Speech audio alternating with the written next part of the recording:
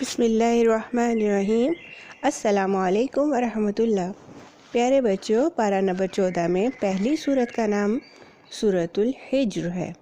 یہ ایک وادی کا نام ہے۔ اس سورت میں بتایا گیا کہ نبی کریم صلی اللہ علیہ وآلہ وسلم پر جو قرآن مجید اتارا گیا وہ اللہ تعالیٰ کی طرف سے ہے۔ وہ اللہ تعالیٰ کا کلام ہے اور اللہ تعالیٰ ہی اس کی حفاظت کرنے والے ہیں۔ اس کے بعد اللہ تعالیٰ اپنی نعمتوں کا ذکر فرما رہے ہیں، جن میں ہماری خوراک، تازہ پانی، صاف پانی بھی شامل ہے۔ قیامت کے دن اللہ تعالیٰ ہم سے پوچھیں گے کہ ہم نے اللہ تعالیٰ کی نعمتوں کا شکر ادا کیا یا نہیں، یہ نعمتیں استعمال کر کے اللہ تعالیٰ کے حکم مانے یا نافرمانی کی۔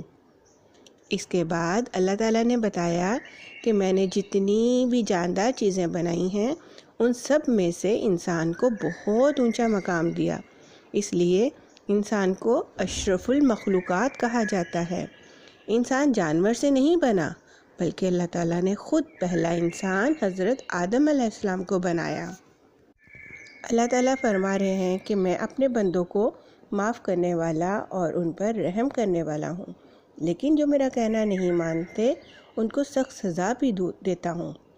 جس طرح حضرت لوط علیہ السلام کی قوم کو کہنا نہ ماننے پر سخت سزا ملی، اور حضرت شعیب علیہ السلام کی قوم کو بھی اپنے رسول کی بات نہ ماننے پر سزا ملی۔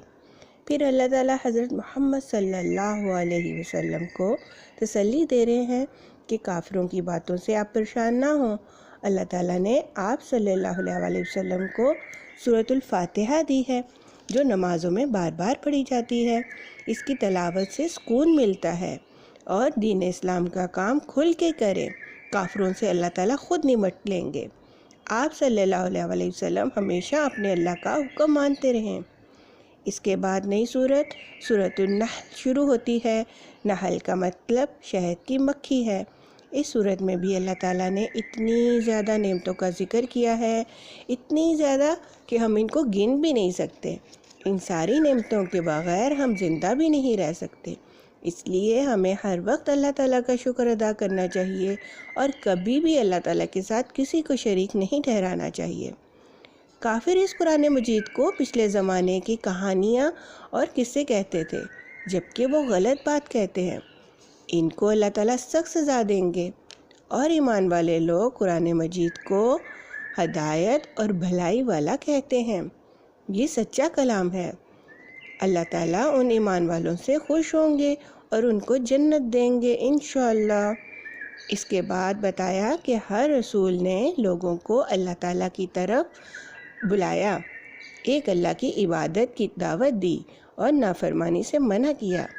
بچوں، آپ کو پتہ ہے نا کہ جو انسان یا کوئی بھی یہ کہے کہ میں اللہ تعالیٰ کی باتوں کو نہیں مانوں گا تو اسے طاغوت کہتے ہیں۔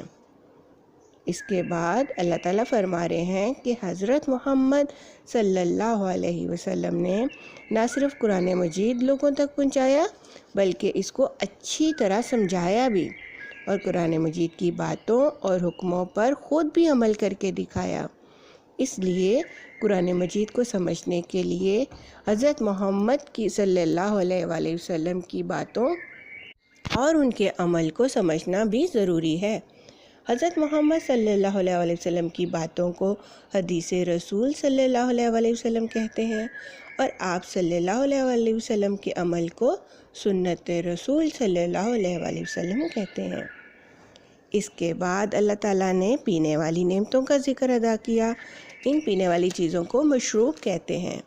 ان مشروبات میں پانی، دودھ، پھلوں کا رس اور شہد شامل ہیں۔ بچوں، شہد کا بہت خاص ذکر فرمایا گیا قرآن مجید میں، اور اسے لوگوں کے لیے بہت سی بیماریوں کا علاج بھی بتایا گیا۔ اس کے بعد اللہ تعالیٰ بتا رہے ہیں کہ میں نے انسانوں کو جو نعمتیں دی ہیں ان میں سننے کے لیے کان، دیکھنے کے لیے آنکھیں بھی ہیں، اور عقل دی تاکہ ہم علم حاصل کر سکیں، سکون کے لیے گھر کی نعمت دی، لباس بنانے کا طریقہ سکھایا، اور پتہ ہے بچوں سب سے بڑی نعمت کیا ہے؟ سب سے بڑی نعمت ہدایت کی نعمت ہے، جو اللہ تعالیٰ نے رسولوں کے ذریعے دی۔ اگر ہم اس ہدایت سے فائدہ نہیں اٹھاتے تو ہمیں نقصان ہوگا نا۔ ہمیں اللہ تعالیٰ سے دعا کرنی چاہیے کہ اے اللہ تعالیٰ ہمیں ہدایت کے راستے پر چلنے اور اپنا شکر ادا کرنے والا انسان بننے کی طاقت عطا فرمائے، آمین۔ اس کے بعد اللہ تعالیٰ ہمیں ہر معاملے میں انصاف کرنے، احسان کرنے اور رشتہ داروں کے ساتھ بہت اچھا سلوک کرنے کا حکم دے رہے ہیں، اور بے حیائی والے، برے اور ایک دوسرے پر ظلم کرنے والے کاموں سے منع فرما رہے ہیں، اور فرمایا کہ جب آپ قرآن مجید پڑھیں تو تعوذ پڑھ لیا کریں، یعنی اعوذ باللہ من الشیطان الرجیم، جس کا مطلب ہے میں اللہ تعالیٰ کی پناہ یعنی حفاظت طلب کرتا ہوں شیطان مردود کے حملوں سے، کیونکہ شیطان ہمیں قرآن مجید کی تلاوت سے روکتا ہے نا۔ اس کے بعد اللہ تعالیٰ فرما رہے ہیں کہ جو قوم اللہ تعالیٰ کی نعمتوں کی ناشکری کرتی ہے تو اللہ تعالیٰ اس پوری قوم پر بھوک اور خوف کا عذاب بھیج دیتے ہیں۔ بچوں، ہمارا پیارا ملک پاکستان بھی اللہ تعالیٰ کی بہت بڑی نعمت ہے نا۔